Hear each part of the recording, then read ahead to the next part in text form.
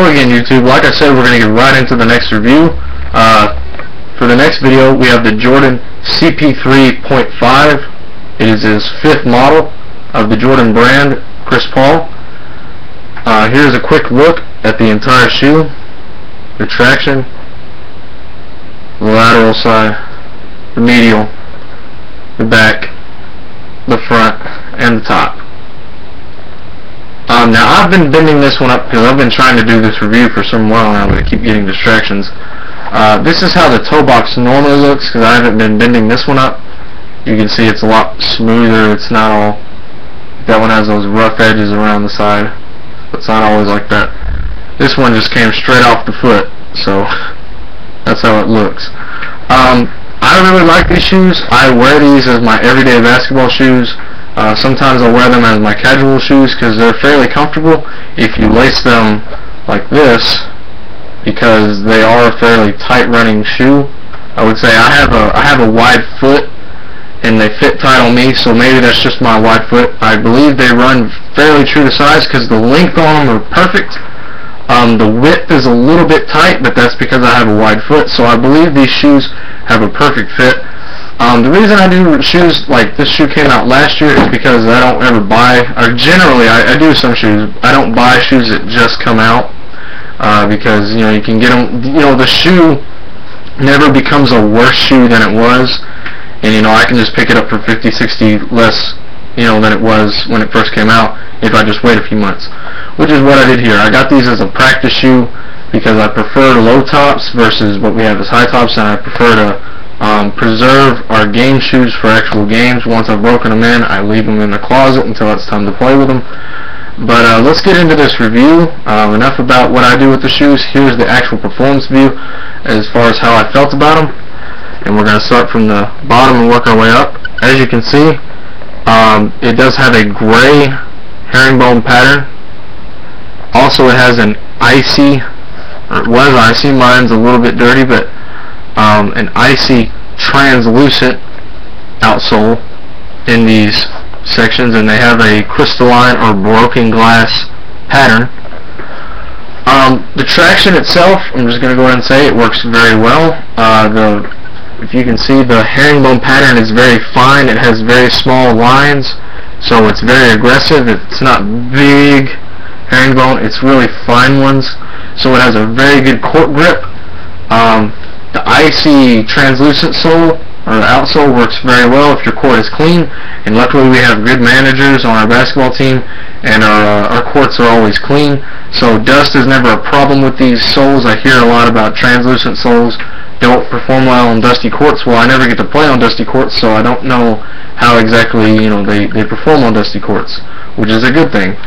But as far as the traction goes, overall it works very well. You do have a little bit of instability in the heel because this part that's used for cushioning, it's slightly raised up, if you can see, is used to give you a little bit of cushioning so that when you land it presses into the floor a little bit. When you're backpedaling on defense, getting low and you rock back on your heels trying to move backwards, it does have a little, you'll rock back and get a little bit of wobble. It feels like it's not bad, it's not all that noticeable, but you do notice a difference, and then if you sit down and think about it, you can discern what it is and how it feels for yourself. Moving on with the midsole, it does have the TPU shank in the midfoot, which provides a good amount of midfoot support and arch support, as if the shoe really needs it, because this is a very flexible or inflexible shoe. It's very stiff, but just kidding, it probably did need it. I'm glad it's there. But I was just making a point. The shoe is very inflexible due to the patent leather upper. I believe that if I would have gotten a different colorway, the black model, which had I believe it was a synthetic upper, this might have been a little bit different, but patent leather is a little bit stiffer. But that's okay because I prefer support and stability and lockdown over flexibility, so this shoe is perfect for me. Now again, you need to find a shoe that works best for what you like, because some people like high tops, some people like low tops. Nightwing 2303, he said that his ankle kept slipping out of the shoe because of this piece, which this is just an inner booty in the heel. used to give your arch support or your Achilles tendon some coverage. You have the outside, which wraps. It has the TPU in the back for the heel containment, which I believe worked very well. But Nightwing2303, if you don't know him, look him up on YouTube. He does great reviews. He's very up to date.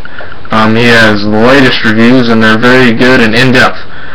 So check those out if you haven't.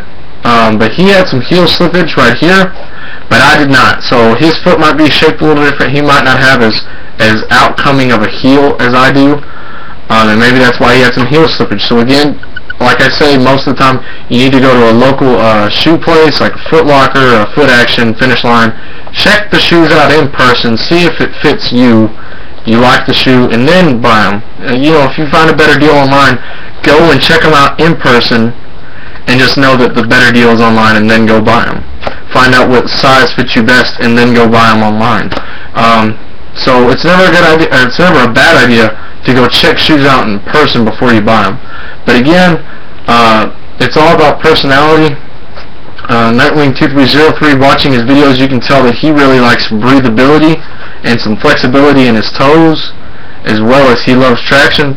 Those are the things he really emphasizes on. The things I really like are the responsiveness, not so much the cushioning. I like responsiveness, and I like lockdown.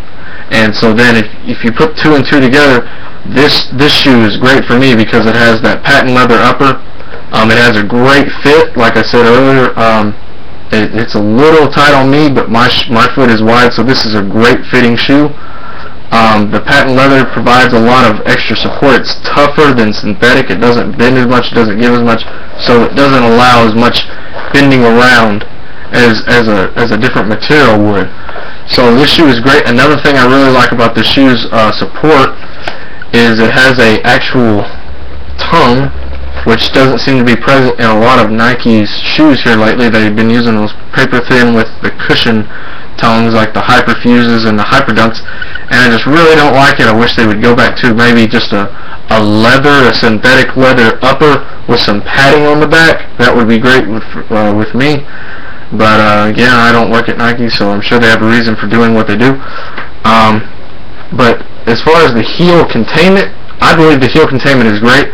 This Achilles flap, inner booty, whatever you want to call it, it really does contain the heel well, in my opinion. There's a little bit of discomfort where the ends of these are, where you have the side walls and the tongue overlapping. A little bit of pinching. I experienced some pinching. Maybe that's, I believe that was when I was only wearing low-cut socks. I generally try to wear high-cut socks, so generally that wasn't a problem unless you wore low-cut. But overall, the heel containment's great. It has nice, stiff materials, which some people don't like stiff. I prefer stiff because it has more support and stability. But they're strong materials, and the heel containment, the shape of it's really well. Of course, you have the full tongue, the rough materials, the Achilles arch flap, and you have a TPU in the back. I think the heel containment on these are great. The flexibility on these absolutely suck. You have full patent leather with no perforations. You have these cutouts, which are supposed to be for breathability, but they don't, because if you can see on the inside, these are absolutely just walled up on the inside. Let me grab the other ones. They're a little bit less tied. They are just absolutely walled up on the inside. What I do like about it, though, is you can see, again, if you've seen my channel, you know why I'm excited. It has an inner sleeve, which is, again, like me and Nightwing2303, we like certain things in a shoe.